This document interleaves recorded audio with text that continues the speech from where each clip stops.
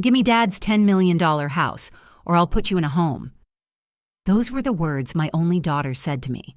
My name is Olivia, and in her eyes, I was just a quiet widow, an obstacle to be managed, a frail old woman who had outlived her usefulness. She thought she was delivering a threat to force my surrender. What she didn't know was that her ultimatum came 3 months too late. The house was already gone, and her lesson in respect and consequences was just about to begin.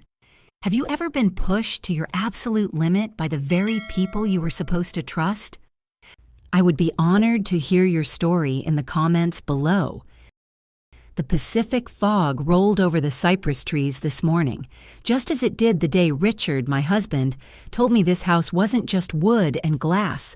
It was a promise his own daughter now seemed determined to break. I started my day as I always do. The old coffee maker sputtered to life, filling the quiet kitchen with its rich, familiar aroma. I ran my hand over the cool marble of the kitchen island, a piece Richard had picked out himself years ago. He always said, "Quality, Olivia. It lasts longer than flashy trends." His voice was a warm echo in the empty house, a constant companion in the 10 years since he'd been gone. Our life together had been built on that principle. Quiet substance over loud style. That's why we'd chosen to live this way, simply letting the wealth Richard had so brilliantly earned remain our quiet secret, a foundation for our family, not a spectacle for the world. My morning routine took me out to the garden, where the salty air from the Pacific mingled with the sweet scent of my blooming gardenias. Richard had planted the first bushes himself, his hands, usually so adept with code and circuits, surprisingly gentle in the soil. Tending to them felt like a conversation with him, but today, a certain restlessness settled over me. I found myself looking at the family photos on the mantelpiece, lingering on my daughter, Jennifer.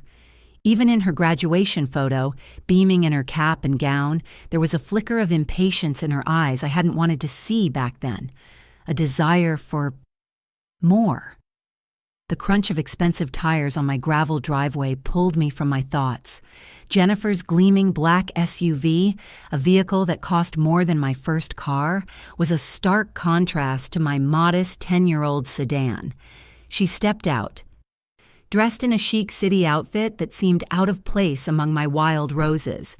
"Mom," she called out, her voice bright but lacking warmth as she walked into the kitchen. Her eyes did a quick, sweeping inventory of the room. "Still rattling around in this huge place all by yourself?" It wasn't a question. It was a judgment. I forced a smile. "It's not so big when you're used to it, dear. It's home." She waved a dismissive hand, placing her designer handbag on the marble island Richard had loved. "It's just a lot. The upkeep alone must be a nightmare." She trailed a perfectly manicured finger over the oak countertop. "The decor is charming, of course. So dated, but charming." I busied myself pouring her a cup of coffee I knew she wouldn't drink. She preferred some exotic blend that cost $20 a bag. "I managed just fine," I said softly. She ignored me, drifting toward the large picture window that overlooked the cliffs and the endless ocean. "You won't believe what Sarah got for her little cottage down in Monterey. $3.5 million. Can you imagine? And it's half the size of this place with no view to speak of." There it was, the first probe, the casual, calculated mention of money that had become the sole topic of her recent visits. I didn't take the bait. Instead, I brought her the coffee. She stared at it for a moment before pushing it aside. She turned back to the window, her silhouette framed against the vast blue of the Pacific. "You know, Mom, with this kind of equity, you could live like a queen in the best retirement community. The one in Scottsdale has a golf course and 3 swimming pools. You wouldn't have to worry about a thing." The suggestion, framed as care, felt like a dismissal. She wasn't seeing me, Olivia, her mother. She was seeing a financial asset, a problem to be liquidated and managed. She was planning my irrelevance, packaging the end of my life into a neat, convenient, and profitable box. The visit didn't last long. It never did anymore. As she prepared to leave, she gave me a brittle, air-light hug. "Just think about it," she whispered, her voice a syrupy mix of concern and command. "It's for your own good." I stood at the door and watched her walk back to her SUV. She slid into the driver's seat, and before the engine even started, her phone was pressed to her ear. I couldn't hear the words, but I saw her expression change.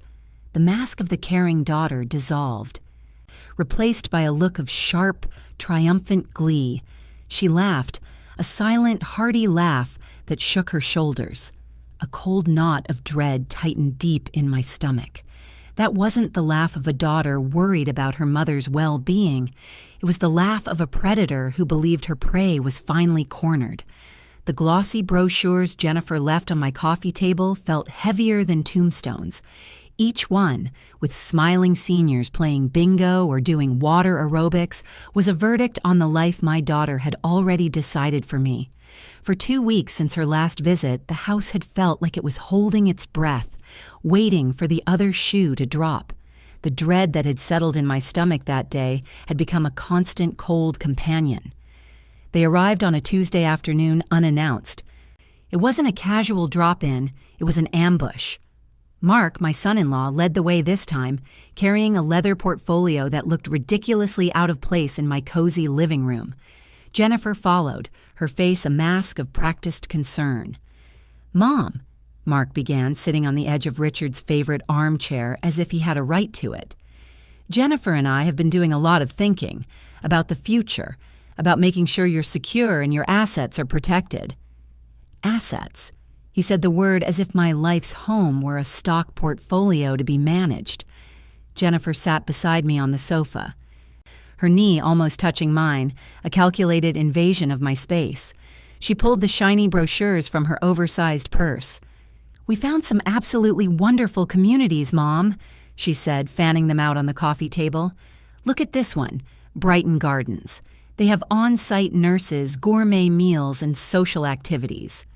She spoke as if she were selling me a timeshare, not a cage. As she detailed the benefits, she began her subtle assault, peppering her speech with condescending questions. "Did you remember where you put your reading glasses yesterday, Mom? It took you a while to find them." A moment later, "You seem a little flushed. Are you sure you took your blood pressure medication this morning?" Each question was a tiny poisoned dart designed to make me doubt myself, to build a narrative of my incompetence. I looked at my son-in-law, who nodded along gravely. I felt the walls of my own living room begin to close in. "My memory is perfectly fine, Jennifer," I said, my voice quiet but firm. "And my health is excellent. I am not lonely, and I do not need to be managed. This is my home." The sweet facade on Jennifer's face flickered. A flash of cold annoyance crossed her eyes before being replaced by a theatrical sigh. "We're just worried, Mom," she said, her voice dripping with false patience. "Your memory isn't what it used to be. It would be irresponsible of us, as your only family, not to plan for your future." "My future is right here," I stated, my gaze unwavering. "This conversation is over." The atmosphere turned glacial. Mark cleared his throat and began gathering the brochures, the charm offensive having clearly failed. Jennifer stood up, her movement stiff. As she picked up her purse, she accidentally knocked a small, thick business card onto the table. She didn't pick it up. "Oh, clumsy me," she murmured, not sounding clumsy at all. "We should be going. You have a lot to think about." They left, and I was alone in the suffocating silence. I looked down at the card she had so deliberately left behind. The embossed letters were sharp and clear. Martin Wexler, Esquire, Elder Law, Estate Planning and Competency Evaluations. It wasn't a suggestion anymore. It was a threat. And I knew then, with a certainty that chilled me to the bone, that my daughter was prepared to destroy me, to get what she wanted. There's a certain kind of silence that follows a declaration of war. It filled my house for 2 days after Jennifer and Mark's visit, an oppressive quiet where the only sound was the ticking of the clock and the frantic beating of my own heart. The lawyer's business card sat on my coffee table where Jennifer had left it. It wasn't a suggestion, it was a weapon left in plain sight, a warning shot. I knew I couldn't live with that threat hanging over me. The time for keeping the peace was over. On Thursday afternoon, I walked out into my garden, my phone feeling heavy and cold in my hand. I needed the familiar comfort of Richard's roses, the steady sound of the Pacific waves crashing on the cliffs below to ground me. From this peaceful sanctuary, I would fight back. I dialed her number. The sound of the city traffic on her end a jarring contrast to my serene world. "Mom?" she answered, a note of surprise in her voice. "Jennifer, I am calling to state clearly that I will not be discussing the sale of this house or my moving ever again," I said, my voice calm and measured. "The topic is closed, permanently." I heard her give a little laugh, a sound devoid of humor. "Mom, don't be so dramatic. We're just trying to look out for you. We love you."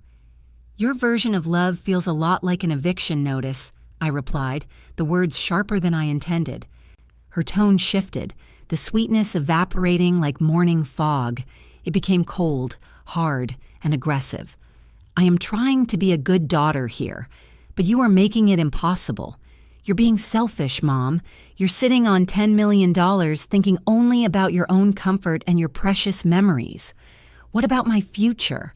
What about Mark's? What about the family we want to build?" "The family you want to build," I repeated, the bitterness rising in my throat, "will not be financed by destroying the one I already have. This is my home. And your threats won't change that." That's when she finally dropped all pretense. The last shred of the daughter I thought I knew vanished, replaced by a voice so full of venom it made my blood run cold. "Listen to me, Mother," she hissed, her voice a low, dangerous whisper. "You will give me that house, or I swear I will have you declared mentally incompetent and put you in a home where you can't make decisions for yourself ever again. This is your last chance to cooperate." The line went dead. The sudden silence was more shocking than her words.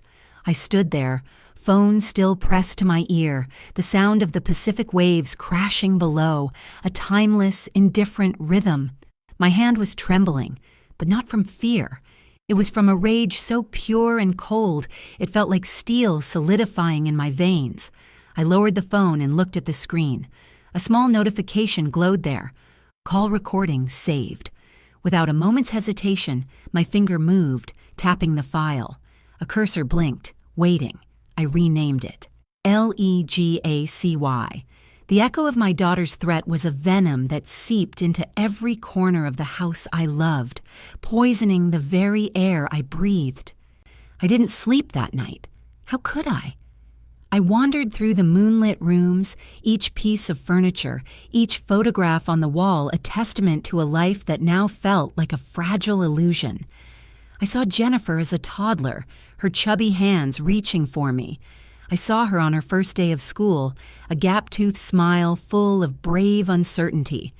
Where had that little girl gone? When had she been replaced by this cold, calculating stranger who saw her own mother as an obstacle to be removed? The loss was a physical ache in my chest, a hollow space where a daughter used to be. The next morning, Friday, the 29th of November, found me in Richard's old office, the one room I'd kept exactly as he left it. The scent of old paper, worn leather, and his faint, lingering scent of sandalwood was my sanctuary. I ran my fingers along the spines of his history books, seeking solace in the quiet order of the shelves. My eyes fell on his old leather briefcase, resting by the side of his desk. It was time to stop grieving and start fighting. I pulled open the top drawer of his desk and found his old day planner from 2015, the last year he was with me. The leather was worn smooth from his touch. I flipped through the pages, past appointments and notes written in his familiar, steady script, until I reached the contacts section. And there it was, just as I remembered. David Chen. His name and number were circled twice. Richard's best friend. A brilliant bulldog of a lawyer who had been like a brother to him. My hand trembled as I dialed the number. I hadn't spoken to David in years, not since the funeral. What would I even say? The phone rang twice before a deep, calm voice answered. David Chen. David, I began, my own voice a shaky whisper. It's Olivia. Olivia Landon. There was a pause. Then the warmth flooded his voice. Olivia, my God, it's been too long. How are you? Is everything all right?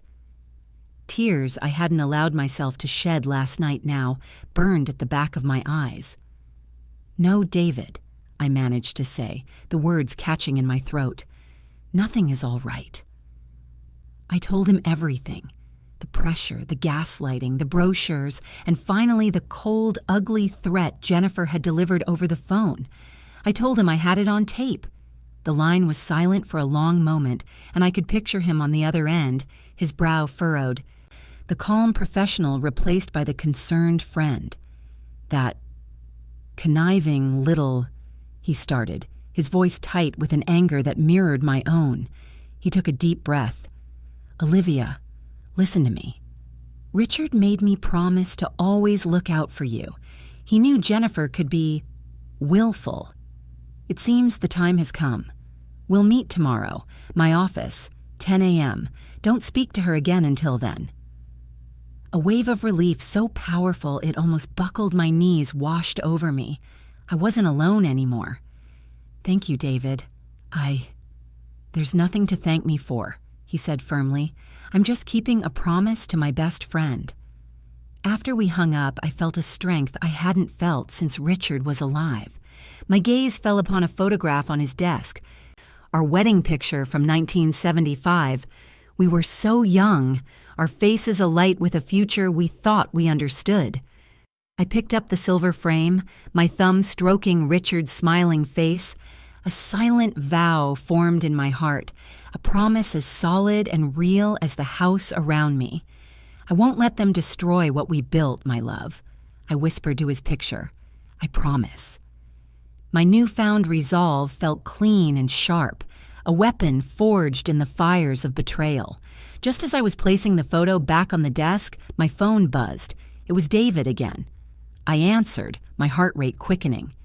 Olivia, one more thing, he said, his voice now grim and all business. Before we meet, there's something you need to know about their financial situation. I'm sending a courier with a preliminary report. It should be there within the hour. He paused, and his next two words landed like stones. Brace yourself. The numbers in the report David sent over didn't just tell a story of debt. They screamed a confession of desperation. The courier had delivered the thick manila envelope an hour ago, and I'd been sitting at my kitchen table ever since, the world outside fading away. The afternoon sun cast long, sharp shadows across the floor, and the damning pages were laid out before me like an autopsy of my daughter's life. Over $300,000. The figure was so large, it seemed unreal. Credit card statements with balances that made my stomach clench, overdue notices for 2 luxury car loans, and a final damning letter from their mortgage company indicating they were 90 days behind on their payments. They weren't just living beyond their means. They were drowning in a sea of financial irresponsibility. I remembered all the times Jennifer had bragged about a new designer bag, waving it around casually at family dinners. I remembered Mark showing off pictures from a weekend golf trip to Pebble Beach. Now I knew it was all financed by a mountain of lies. Their successful, sophisticated life was a facade, a carefully constructed illusion built on the flimsy foundation of credit and loans. They had no intention of ever paying back themselves. The weight of their deceit was suffocating, but with it came a strange, cold clarity. Their cruelty wasn't random, it was motivated. They didn't just want my house, they needed it. The sound of a car pulling into the driveway brought me back to the present. It was David Chen. He walked into the kitchen, his expression compassionate but firm, and sat down across from me without a word, his eyes taking in the disaster spread across the table. I told you to brace yourself, he said gently. I didn't know it was this bad, David. I whispered. How could they live like this? Greed and pride, Olivia. It's a powerful cocktail, he said, getting straight to business. He outlined our legal options, and the picture he painted was grim. A competency hearing is an ugly process, he explained, his voice low and serious. They will drag your life through the mud. They'll twist every forgotten birthday, every emotional moment of grief, every single prescription you've ever filled, and paint you as unstable. Even if we win, the process itself is designed to humiliate you, to break you. I looked out the window at the ocean, the waves crashing rhythmically against the shore. So even if I defended myself, even if I proved I was sane, I would still have to endure a public dissection of my life, orchestrated by my own child. A defensive strategy wasn't enough. That would be playing their game, on their terms. I needed to change the game entirely. I needed to go on the offensive, but in a way they would never, ever see coming. There has to be another way, I said, turning back to him. David was silent for a moment, studying my face. Then he reached into his briefcase and pulled out another document, a worn, familiar folder. It was a copy of Richard's will. He flipped to the last page. He pointed to a clause I had read years ago, but whose significance had never been so clear. Richard always said his greatest fear was his money making his children weak, David said softly, his voice full of warmth as he remembered his friend. He wrote here that if his wealth ever became a source of corruption rather than support, he wanted it redirected to philanthropic causes. David looked me straight in the eye. Olivia, we can protect his legacy, not just the house, but his principles. We can honor the man he was. His words struck a chord deep within me. This was no longer just about me. It was about Richard. It was about the values we had built our lives on. The lingering shreds of maternal guilt I felt, the fear of hurting my daughter, they all dissolved, replaced by a fierce, protective loyalty to my late husband. An idea, audacious and terrifying, began to form in my mind, a plan so final there would be no turning back. I met David's gaze, my heart pounding with a new, dangerous resolve. David, I said, my voice barely a whisper, what if the house wasn't there for them to take? Signing your life sanctuary away should feel like a loss. For me, it felt like forging a sword. I sat across from David Chen in his quiet, wood-paneled law office in Monterey, the air thick with the scent of old leather and the weight of the decision before me. The stack of documents he'd prepared sat between us on the polished mahogany desk, a fortress of legal language that would either be my prison or my liberation. This was Monday, the 2nd of December, a day that would forever be etched in my memory. David, ever the professional, walked me through the framework. This establishes the Richard Landon Charitable Trust, he explained, his finger tracing the title on the first page. Its mission will be to provide legal and financial aid to elderly individuals who are victims of familial financial abuse. The irony was so sharp it was almost beautiful. The very asset Jennifer sought to steal out of greed would now be used to protect others from people exactly like her. The transfer will be handled as a discreet off-market sale directly to the trust, David continued. It's all perfectly legal, and it won't appear on public real estate listings. No one will know until you decide to tell them. It gives you the element of surprise. I stared at the papers, the bold black ink swimming before my eyes. For a fleeting moment, my resolve wavered. I saw the house not as a $10 million asset, but as a vessel of my life. I saw Richard laughing in the kitchen, the sunlight catching the silver in his hair. I saw a tiny Jennifer taking her first wobbly steps on the living room rug. I could feel the warmth of the fireplace on a cold winter's night, hear the echo of 40 years of love and life held within those walls. Letting it go felt like a betrayal of those memories, an amputation of my own heart. Then, as if summoned from the darkest part of my mind, I heard Jennifer's voice from that phone call, cold and venomous. I swear I will have you declared mentally incompetent and put you in a home where you can't make decisions for yourself ever again. The memory was like a splash of ice water extinguishing the warm glow of nostalgia. The hesitation vanished, replaced by a cold, hard certainty. This wasn't about giving up my home. It was about refusing to be evicted from my own life. I reached for the heavy fountain pen on David's desk. As I held it, its cool weight steady in my hand, I thought of Richard's hands, calloused from his early days of building this life for us, brick by brick. He had built that house to be a sanctuary, a place of safety and love. This act wasn't an erasure of his work. It was the ultimate protection of it. I was protecting it from the one thing he feared most, the weakness and corruption that unearned wealth could breed in his own child. With a deep breath that felt both like a final goodbye and a first hello, I signed my name on the first document. The scratch of the pen on the heavy paper was the only sound in the room. I signed again, and then again, each signature, a deliberate, steady stroke.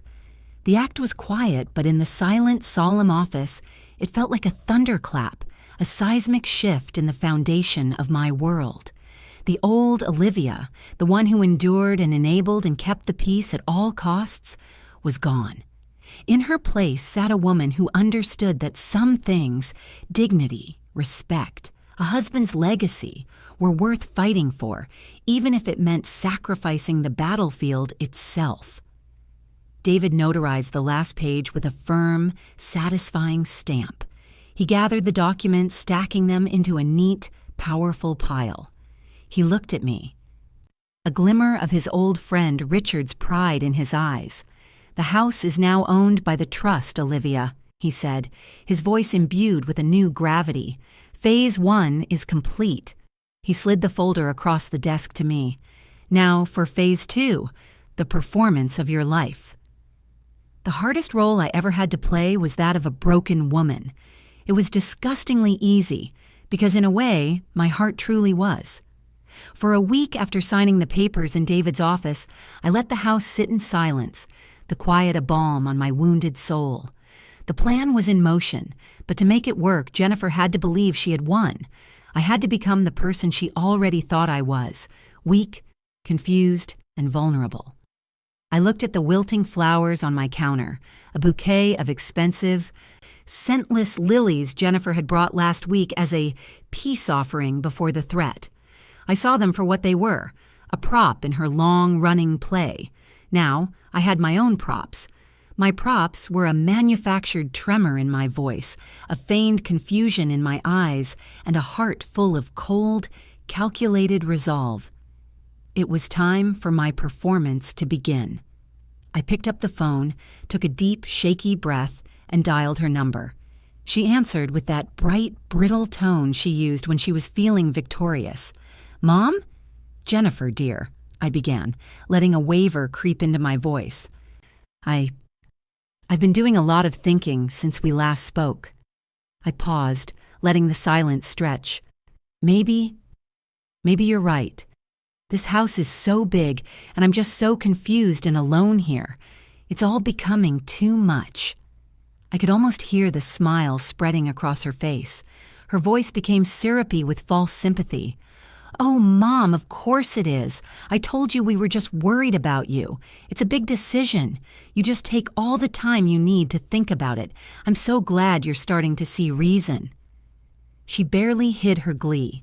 She agreed to give me my space, the confidence in her voice telling me she believed my surrender was imminent. After I hung up, the act fell away, and I felt a profound need for a dose of reality, of genuine friendship. I walked next door to Carol's and found her on her porch, sipping iced tea. I told her a carefully edited version of the story, that Jennifer was pressuring me relentlessly to sell the house and move, and that she was becoming cruel about it. Carol's face hardened, her usual warm expression replaced by a look of fierce loyalty. "That girl has always been disrespectful, Olivia," she said, her voice sharp with indignation. "I saw her yelling at you in the driveway last month. I almost came over myself. The way she talks to you, it's not right." Hearing her say it, validating my own experience, was like a cool drink of water in a desert of gaslighting. "She wants me to make a decision by Thanksgiving," I said, looking at my hands. "Then you'll need a witness at that dinner," Carol said, her eyes meeting mine with an unspoken understanding. "I'll be your eyes and your ears, Olivia. Whatever you need." I returned home feeling stronger, my alliance with Carol a quiet shield around my heart. That evening, as I was reading in my armchair, my phone buzzed with a text message. It was from Jennifer. "I'm glad you're finally seeing reason, Mom. Let's settle everything at Thanksgiving.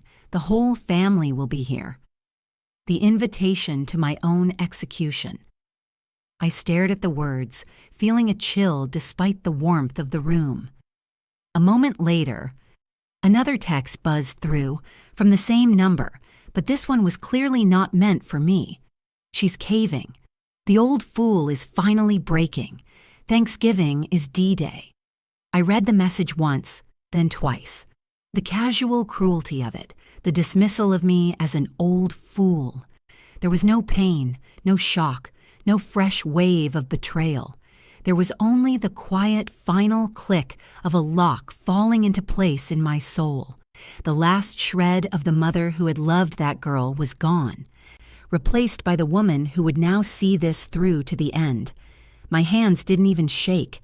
They were steady as stone.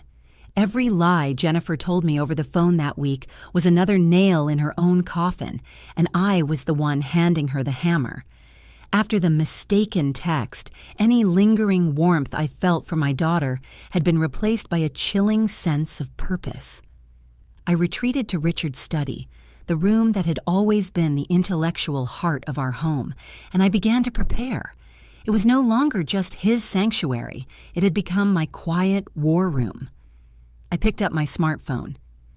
The sleek device a stark contrast to the leather-bound books that lined the walls. Richard had gifted it to me years ago, sitting with me for hours with endless patience, insisting I learn all its features. "You never know when you'll need them, Olivia," he'd said with a knowing smile. He was right. I spent the better part of an afternoon practicing, making test calls to my own voicemail, checking the audio settings, ensuring I could activate the recording feature seamlessly without a single telltale click. The muscle memory had to be perfect. There would only be one chance to get this right. On Tuesday, the 3rd of December, I decided the time was right. I waited until late afternoon when I knew Jennifer would be at her most agitated, caught between the end of her workday and her evening plans. I took a deep breath, centered myself, and dialed. "Mom," she answered, her voice already laced with impatience. "Jennifer, dear, I'm so sorry to bother you," I began, injecting a note of frail confusion into my tone. I pictured myself as she saw me, a doddering, helpless old woman. "I was looking at those papers you left, the ones about the power of an attorney. There's a section here I just don't understand. It all sounds so permanent." I could hear her exhale sharply, a sound like a punctured tire. "Mom, honestly, we've been over this. It's just a simple document to allow Mark and me to help you with your finances. You shouldn't be worrying your pretty little head about the legal jargon." "But it says here," I pretended to read, my voice trembling slightly, "that it gives you complete control. It sounds so frightening, dear. What if I don't want to sign it right away?" That was the final push she needed. The fake patience in her voice snapped, replaced by the raw, ugly annoyance I had come to know so well. I could hear her pacing, the click of her heels on a hardwood floor. "For heaven's sake, Mother, how many times do we have to have this conversation?" she snapped. "It's for your own good. We are trying to protect you from yourself." "I just don't know," I whispered, letting my voice trail off into a pathetic whimper. That's when she dropped her guard completely. The frustration boiled over, and she gave me exactly what I needed. Just sign the papers at Thanksgiving, Mom, she said, her voice dripping with the acidic annoyance of someone swatting away a fly. Or do I need to remind you what the alternative is?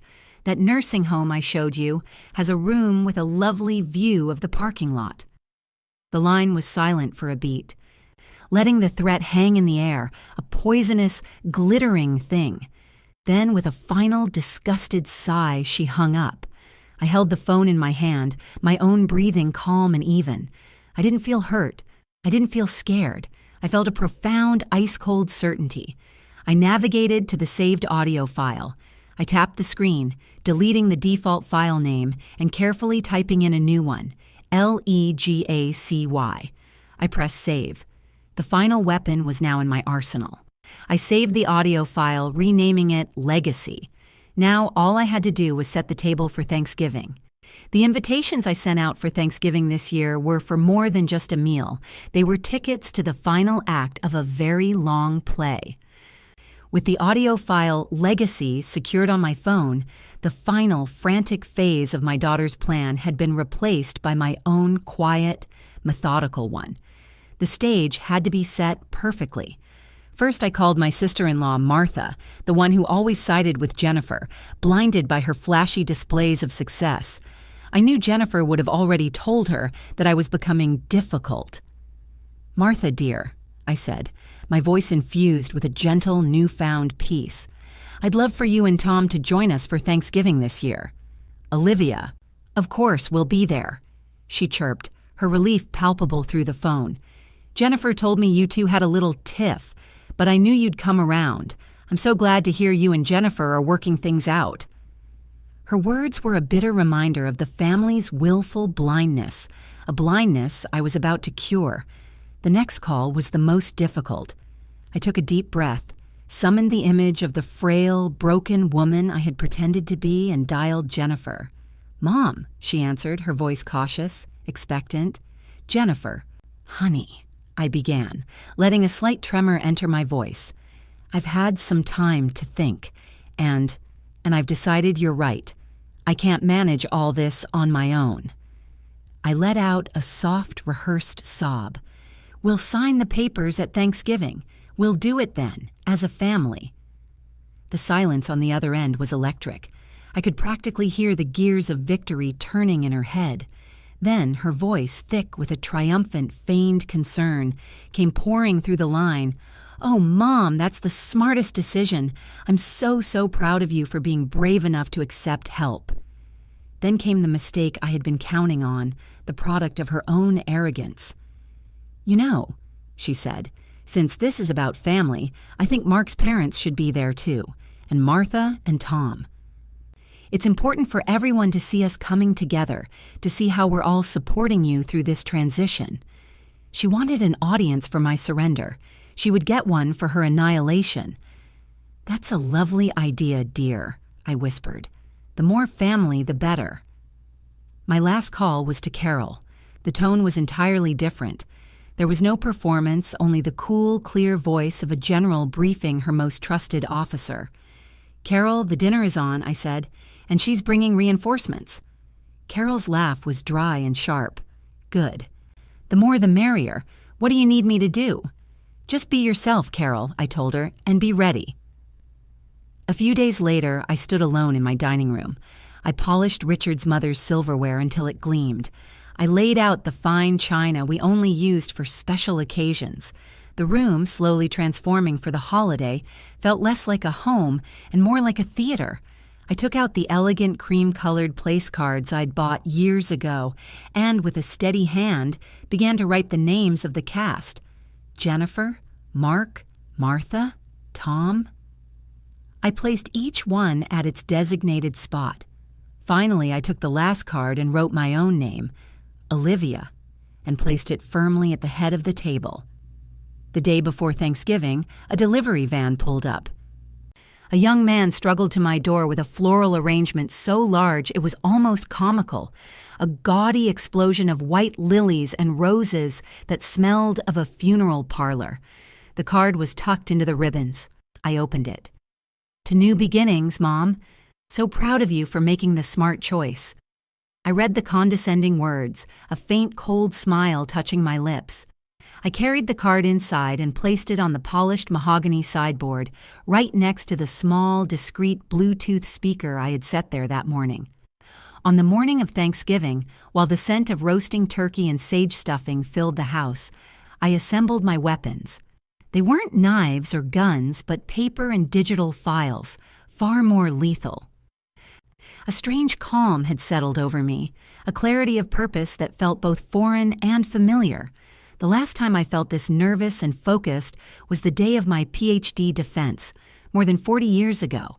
I was defending my life's work then, and I was defending my life now. My kitchen, usually a place of warmth and comfort, had become a command center. I went through my checklist with methodical precision. First, my phone. I opened the audio app and saw the file sitting there, pristine and powerful. Legacy.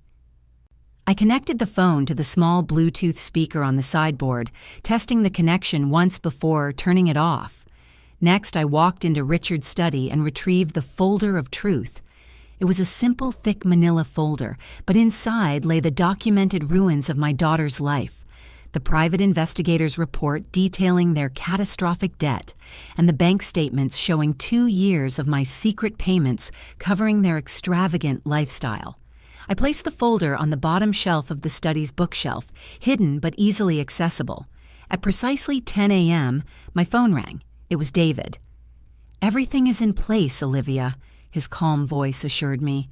"The final documents from the trust are signed and ready. I am on standby. I will arrive at your house at exactly 7:30 p.m., not a minute before, not a minute after." "Thank you, David, for everything," I said, my voice filled with a gratitude that went beyond legal counsel. "Just keep your promise to Richard," he replied. "Stay strong." An hour later, Carol arrived, not through the front door, but through the back garden gate, as she always did.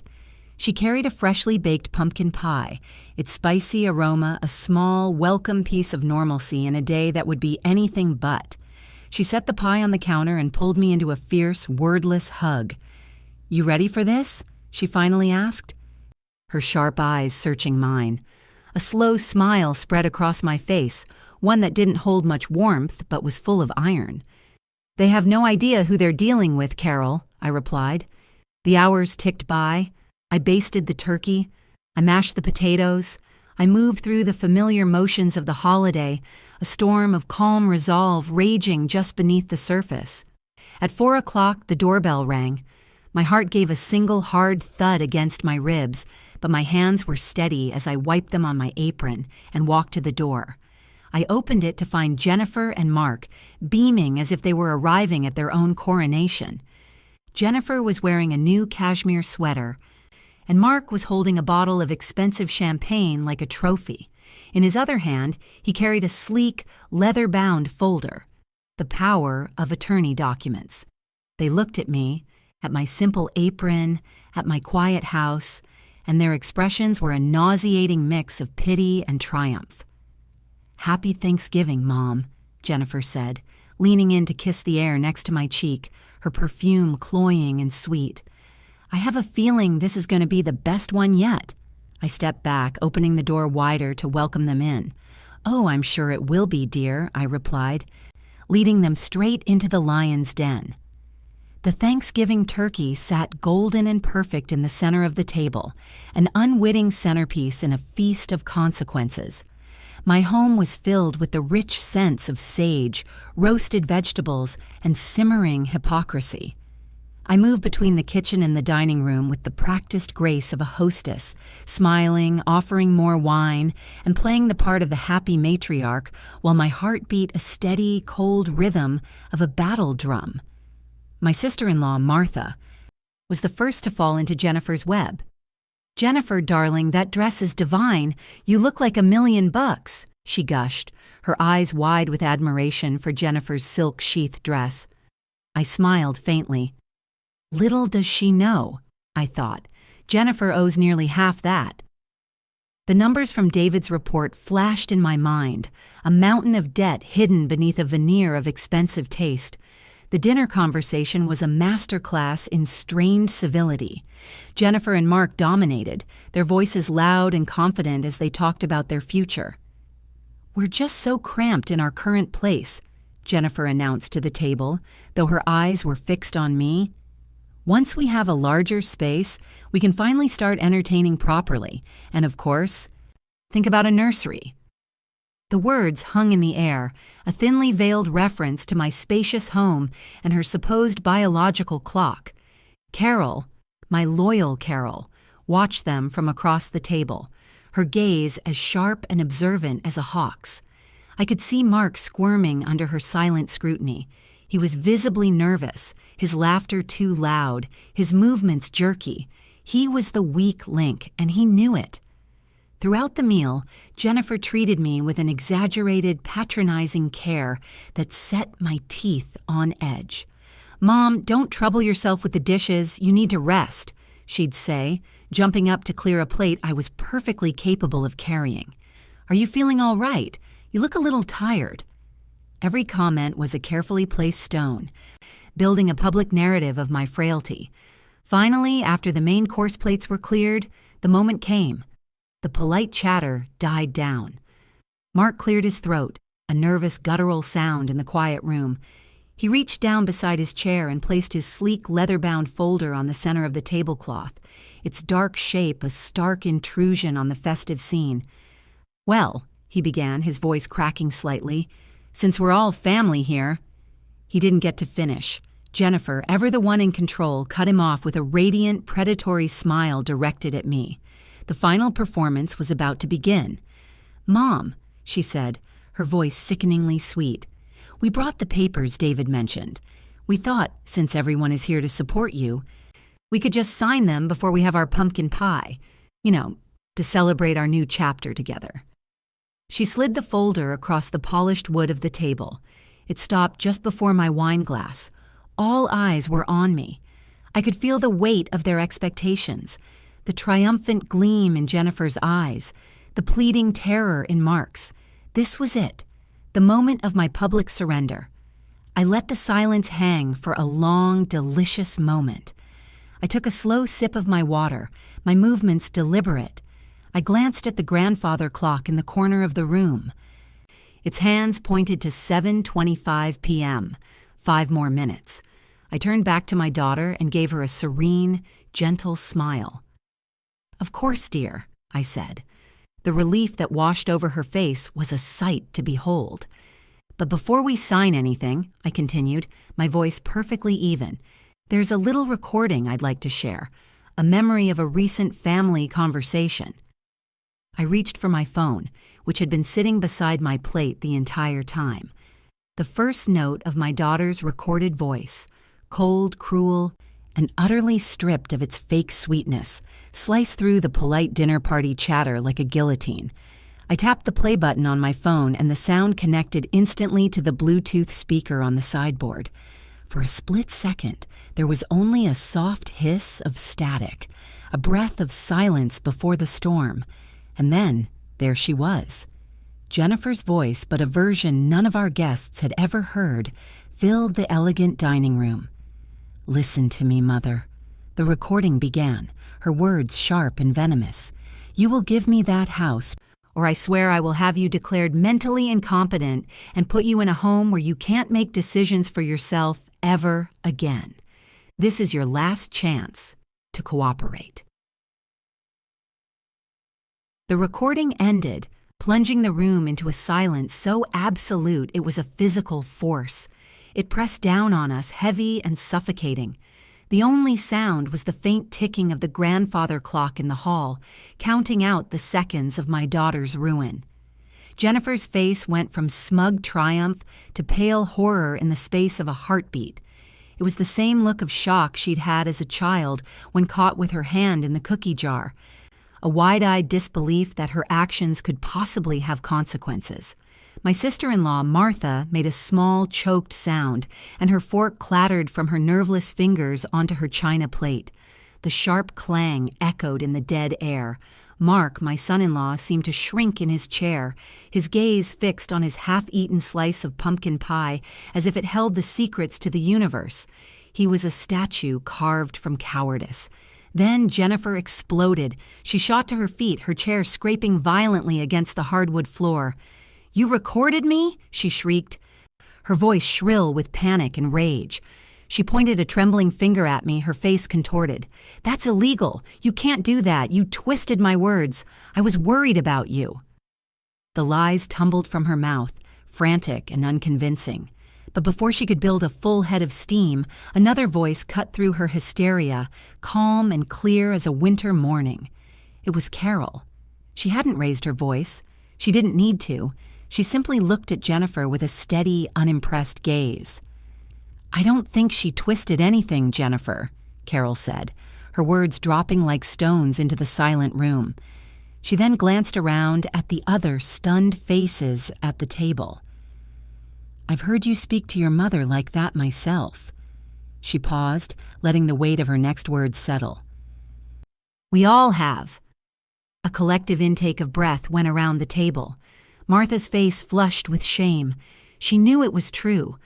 They had all been silent witnesses, accomplices through their inaction.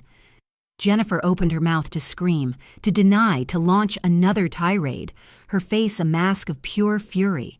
But just as she drew breath, a new sound cut through the tension, sharp and decisive. The doorbell chimed. Everyone froze, turning to look toward the front hall. The sound was so unexpected, so alien to the drama unfolding in the room, that it seemed to stop time. Everyone, that is, except me. A slow, calm smile touched my lips. I looked at the clock. 7:30 p.m., right on time. I met Jennifer's panicked, questioning gaze. "That," I said softly, "would be my lawyer." David Chen walked into the dining room holding a single manila folder, but he might as well have been carrying a bomb. He closed the front door behind him with a soft click, the sound echoing in the cavernous silence that had followed my last words. He was dressed in a perfectly tailored dark suit, his expression calm, professional, and utterly unreadable. Jennifer stared at David, the man she knew only as her father's old friend, a relic from a past she had no interest in. She had no idea he was the architect of her ruin. Her mind still reeling from the recording. Couldn't process this new intrusion. "David, what are you doing here?" she stammered, her voice a raw, angry rasp. David walked calmly to the dining table. He gave a curt, professional nod to the stunned guests.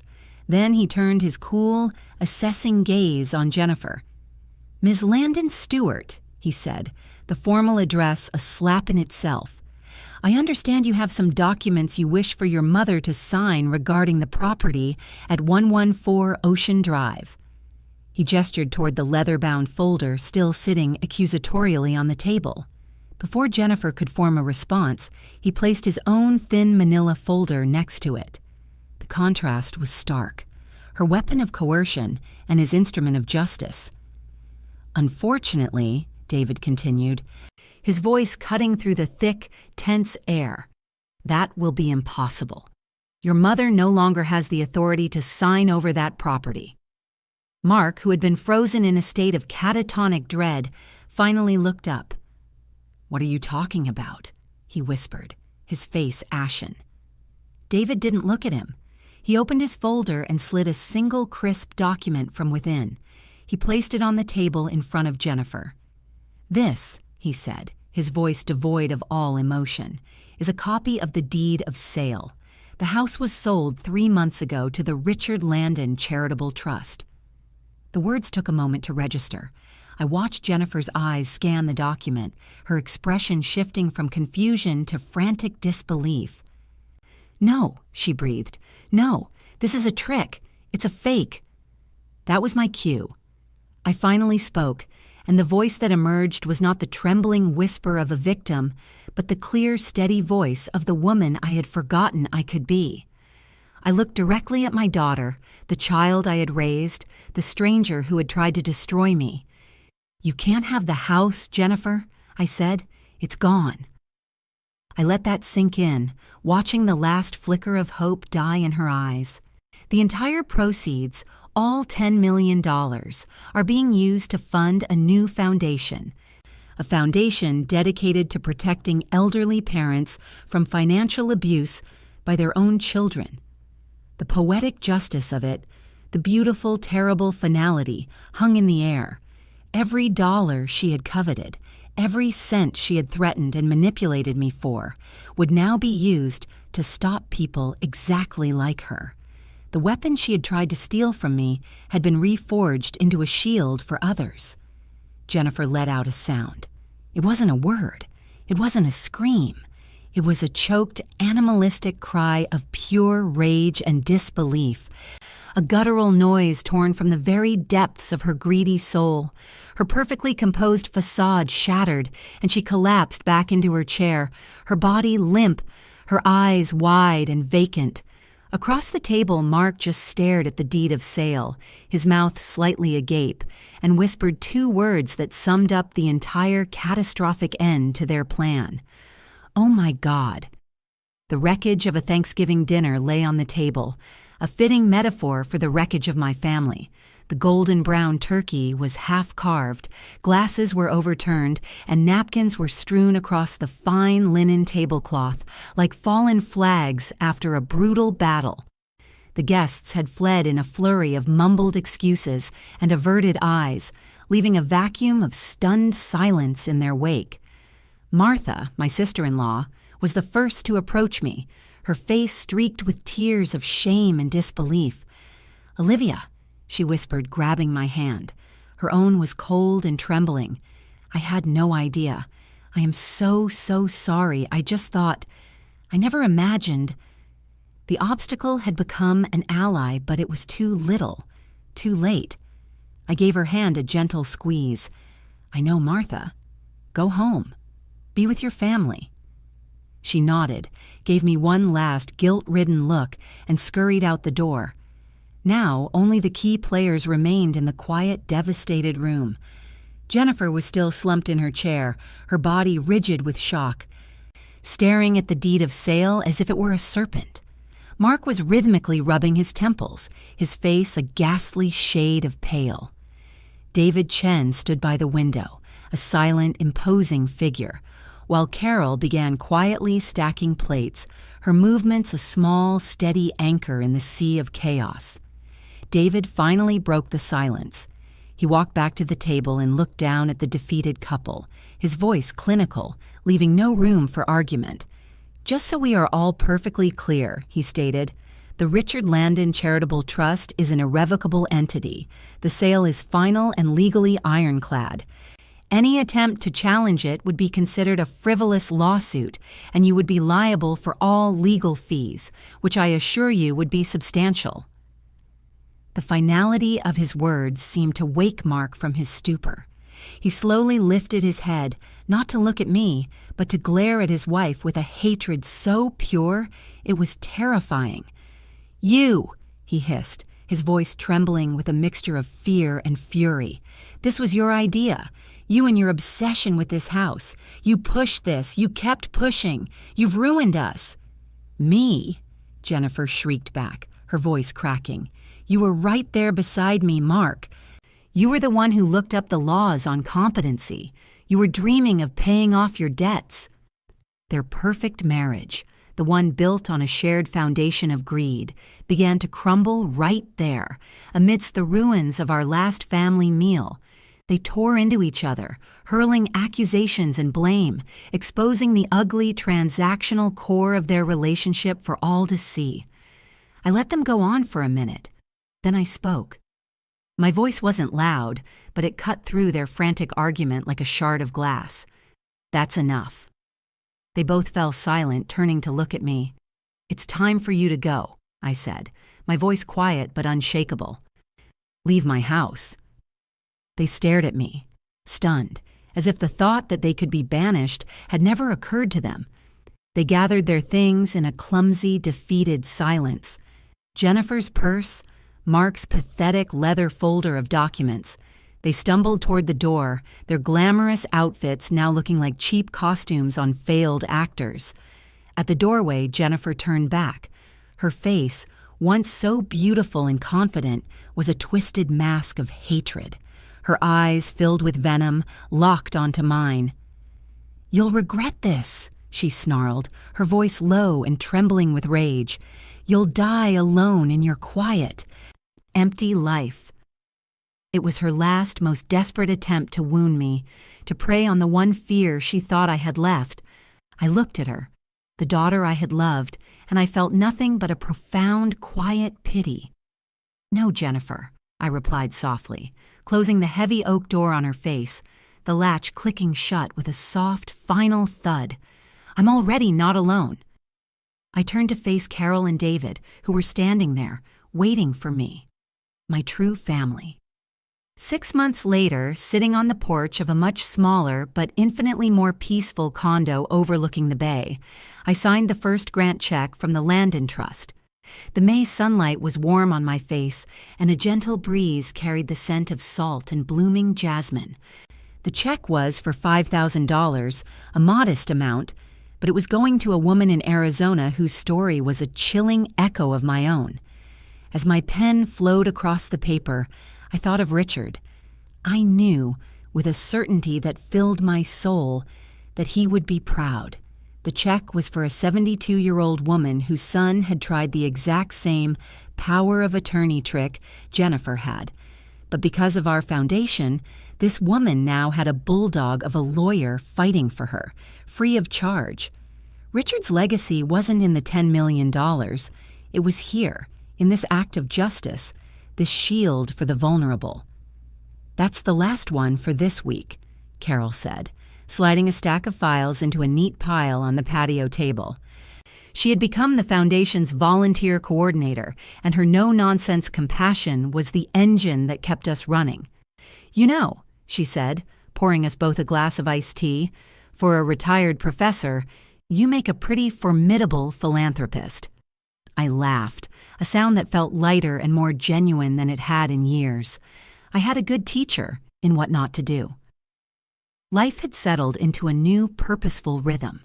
My days were filled with reviewing cases, speaking with lawyers, and sometimes just listening to the tearful, grateful voice of someone on the other end of the line who, for the first time, felt heard. I was thriving, not in spite of my loss, but because of it. I had taken the ugliest experience of my life and transformed it into a source of strength for others. Carol handed me the day's mail, bills, a catalog, and one thin, cheap envelope with a postmark from a town I didn't recognize. The handwriting was a frantic, sloping scrawl.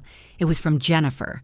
My heart gave a single dull thud, an old reflex, but the panic was gone. I opened it. The letter was a rambling, pathetic plea, filled with self-pity and blame. Mark had left her taking what little they had. She was working a low-wage job at a diner 2 towns over, living in a cramped apartment. She wrote about how unfair life was, how she'd been publicly humiliated, how she never meant for things to go so far. And then came the inevitable request. "Mom, I know I made mistakes, but I'm your daughter. I have nothing. Can you please help me? Just a little to get back on my feet." I read the letter, and what I felt wasn't anger or satisfaction. It was just a profound, quiet sadness, a pang of grief for the daughter she could have been, for the little girl who had somewhere along the way lost her soul. I folded the letter neatly, walked into my office, and placed it in a small box labeled simply, "Past." It would remain unanswered. My help was no longer hers to demand. I walked back out to the balcony and looked out at the ocean. The view wasn't the dramatic cliffside panorama of the old house. It was a quieter view, a peaceful stretch of blue water and sky. But it was mine. I wasn't defined by the grandeur of my surroundings anymore, but by the tranquility within me. I finally understood that the house had never been the source of my happiness or my strength. Richard had built us a house of wood and glass, but I had finally built one for myself, a house made of peace. As my pen authorized the first grant from the foundation built on my husband's legacy, I wasn't closing a door on the past, but opening a window to a new purpose. The hardest lesson was realizing that protecting your dignity isn't selfishness. It is an act of survival. True family is built on respect, not entitlement, and true justice is found not in revenge, but in reclaiming the life you were told you no longer deserved. Looking out at the morning sun sparkling on the bay, I no longer thought about what I had lost, but what I had built. Have you ever found a way to turn a painful experience into a source of strength? I would be honored to hear your story in the comments below.